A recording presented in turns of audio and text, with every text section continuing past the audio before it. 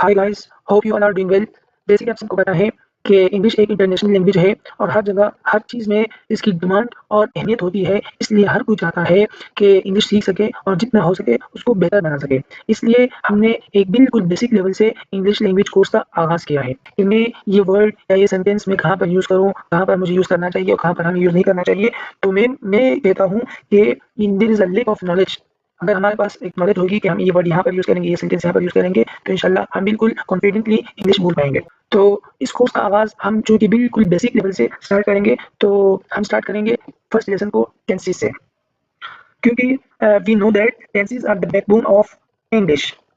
In my point of view कि अगर हम इंग्लिश सीखना चाहते हैं मगर उसका फर्स्ट स्टेप हमारा टेंसेस नहीं है, तो हमारा पहला जो कदम है वो हम गलत ले रहे हैं। तो फिर आपको खुद ही पता है कि जब पहला स्टेप गलत होगा तो आगे उसका क्या रिजल्ट निकलेगा। So if you will follow this course इंशाल्लाह you will be able to speak fluent.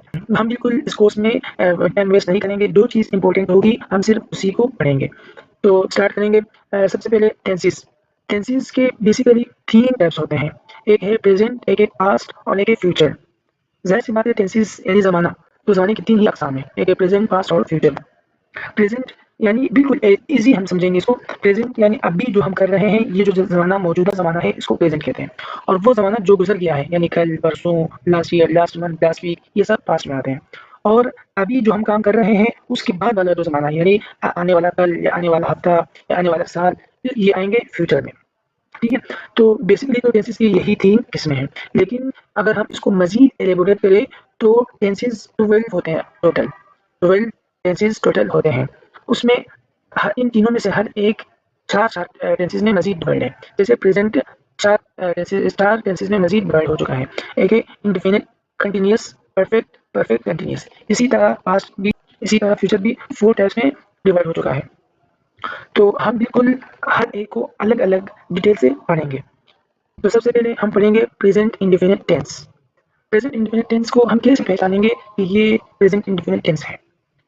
तो उर्दू में अगर हम देखें, वैसे तो हमें बिल्कुल सेंस से हमें जब आगे पढ़ेंगे तो इंशाल्लाह slowly and gradually you will be able to identify that this is a present indefinite tense. फिर आपको किसी आइडेंटिफिकेशन, किसी चीज़ की ज़रूरत नहीं पड़ेगी, क्योंकि प्रेज़ेंट इंडेफिनिट टेंस यानी अभी जो हो रहा है, तो उससे आप समझ पाएँगे कि ये प्रेज़ेंट इंडेफिनिट टेंस है।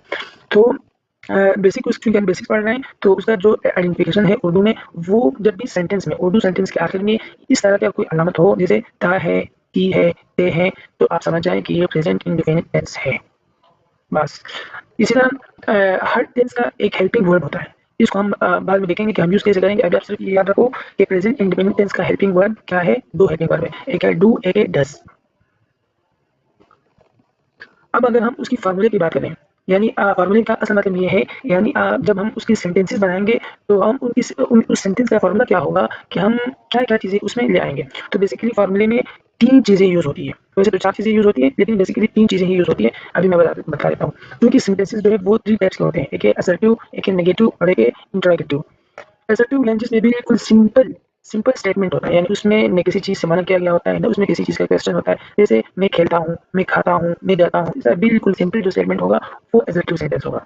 और इसी तरह नेगेटिव सेंटेंस जिसमें हम किसी को किसी चीज़ से मना कर दें। और इंटरोगेटिव सेंटेंस वो सेंटेंसेस होगी जिसमें क्वेश्चन हो, कोई भी क्वेश्चन आया हो, उसको हम इंटरोगेटिव सेंटेंस कहते हैं। अब हम इन तीनों का अलग-अलग फ़ॉर्मूला देखेंगे। तो पहला जो होगा सब्जेक्ट। अब सब्जेक्ट है क्या? सब्जेक्ट डूअर को कहते हैं, यानी काम करने वाला।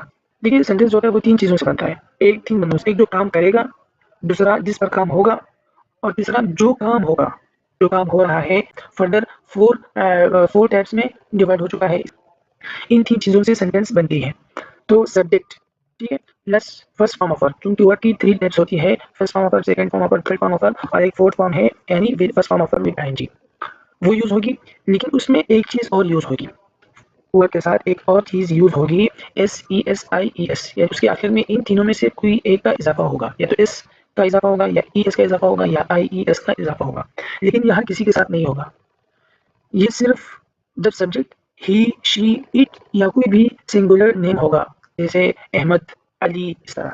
इन अगर सब्जेक्ट में ये चीज़ें आई हो, तो फिर आप फर्स्ट फॉर्म ऑफ वर्ब के साथ इन 3 चीज़ों में से किसी एक का इज़ाफ़ा करेंगे। अगर बाकी आया हो, जैसे आई, वी, यू, दे, अगर सब्जेक्ट में ये चीज़ें आई हो, आई, वी, यू, दे या कोई भी प्लूरल नेम, जैसे फातिमा एंड आयशा, इस तरह, तो फिर आप इन 3 चीज़ों का इज़ाफ़ा नहीं करेंगे, बल्कि direct first form of verb लगाएँगे। तो फॉर्म में क्या बना, subject plus first form of verb plus object, बिल्कुल सिंपल। अब हम इसकी एग्जांपल देखेंगे, जैसे आई गो टू स्कूल। अब यहाँ पर आप देखें आई सब्जेक्ट है, उसके बाद फर्स्ट फॉर्म ऑफ वर्ब हमने लगाया गो, क्योंकि वर्ड की तीन फॉर्म होती है, गो वेंट गॉन, लेकिन यहाँ पर देखिए फर्स्ट फॉर्म ऑफ वर्ब लिया गया आई गो, ये हो गया। अब उसके बाद चूंकि सब्जेक्ट में आई यूज हुआ है, इसलिए गो के साथ S E S I S में से किसी चीज का इजाफा नहीं होगा, बल्कि सिंपल गो ही लगेगा। और उसके बाद object school, I go to school, ठीक है। इसी तरह ही प्लेज क्रिकेट। अब देख यहाँ पर सब्जेक्ट ही आया है, तो play first form of verb में उसके उसके साथ एस का इजाफा हुआ, ही प्लेज क्रिकेट, ठीक है। अब हम नेगेटिव की तरफ आते हैं। अगर सेंटेंस नेगेटिव हो, यानी इसमें किसी चीज से मना किया गया हो, तो फिर इसका फार्मूला क्या होगा, फिर प्रेजेंट इंडेफिनिट टेंस का फार्मूला क्या होगा। तो सबसे पहले तो वही सब्जेक्ट आएगा, उसके बाद आएगा हेल्पिंग वर्ब। ये आपने याद रखना है कि प्रेजेंट इंडेफिनिट टेंस के एडजेक्टिव में कोई भी हेल्पिंग वर्ब यूज नहीं होगी, ठीक है। अब नेगेटिव सेंटेंसेस में सब्जेक्ट प्लस हेल्पिंग वर्ब। अब हेल्पिंग वर्ब आपने याद रखना है, क्योंकि दो हेल्पिंग वर्ब है, तो कहाँ पर डू यूज होगा, कहाँ पर डज यूज होगा। वही सिंपल चीज कि अगर सब्जेक्ट में ही शी इट या कोई भी सिंगुलर नेम यूज हुआ हो, तो फिर हम यहाँ पर यूज करेंगे डज। अगर यहाँ पर यूज हुआ आई वी यू दे या कोई भी प्लूरल नेम, तो फिर हम हेल्पिंग वर्ब में यूज करेंगे डू। इसको आपने कंसेप्चुअली याद कर लेना है, ताकि आप भूल न जाए। देखिए जब यहाँ पर हम ही शी इट यूज करते थे, तो वर्ड के साथ S E S I E S का इजाफा हम करते थे। तो यहाँ पर जब सब्जेक्ट में ही शी इट यूज होगी, तो यहाँ पर चूंकि हेल्पिंग वर्ब मौजूद है, इसलिए हेल्पिंग वर्ब में हम ई एस का इजाफा करते हैं, do does, G O E S का इजाफा हेल्पिंग वर्ब में हो गया, तो वर्ब में उसकी जरूरत नहीं पड़ेगी। सिर्फ इधर वर्ब में इजाफा होता था, इधर हेल्पिंग वर्ब में हो गया, ठीक है। तो गोया कि helping verb present indefinite tense का एक ही है, डू, लेकिन सिर्फ ही शी इट जब यूज होगी, तो वो हेल्पिंग वर्ब में ई एस का इजाफा होगा, डज बनेगा, ठीक है। उसके बाद नॉट, चूंकि यहाँ पर हम किसी चीज से मना करते हैं इस नेगेटिव सेंटेंसेस में, तो इसलिए उसके बाद नॉट यूज करेंगे। और उसके बाद फर्स्ट फॉर्म ऑफ वर्ब और उसके बाद ऑब्जेक्ट। जैसे एग्जांपल हम लेते हैं, I subject do not, do helping verb, not go to school. इसी तरह ही subject, does helping verb, not play first form of verb, cricket, ठीक है। अब इंटरोगेटिव की तरफ आते हैं, जिसमें कोई क्वेश्चन पूछा गया हो, उन सेंटेंसेस को इंटरोगेटिव कहते हैं। उसमें सबसे पहले हेल्पिंग वर्ड यूज होगी, ठीक है। तो हेल्पिंग वर्ब उसी तरह वो सब में सेम है कि अगर आई वी यू दे यूज होगी सब्जेक्ट में, तो हेल्पिंग वर्ब डू आएगी। अगर सब्जेक्ट में ही शी इट यूज होगी, तो हेल्पिंग वर्ब में डज आएगी। तो सबसे पहले हेल्पिंग वर्ब यूज होगी, उसके बाद सब्जेक्ट, फिर फर्स्ट फॉर्म ऑफ वर्ब और फिर ऑब्जेक्ट। अब हम एग्जांपल को देखेंगे, डू ठीक helping verb, I subject, go to first form of verb, school ठीक ऑब्जेक्ट। और ये याद रखना है कि इंटरोगेटिव सेंटेंसेस में के आखिर में हम क्वेश्चन मार्क जरूर लगाएंगे, ठीक है। इसी तरह इसको देखिए एग्जांपल को, does helping verb he play cricket, ठीक है। उसके बाद आखिर में क्वेश्चन मार्क जरूर लगाना, उसको नहीं भूलना। Thanks for watching. अगर वीडियो अच्छी लगी है तो सब्सक्राइब करना मत भूलिएगा। अगर वीडियो अच्छी लगी है तो सब्सक्राइब करना मत भूलिएगा।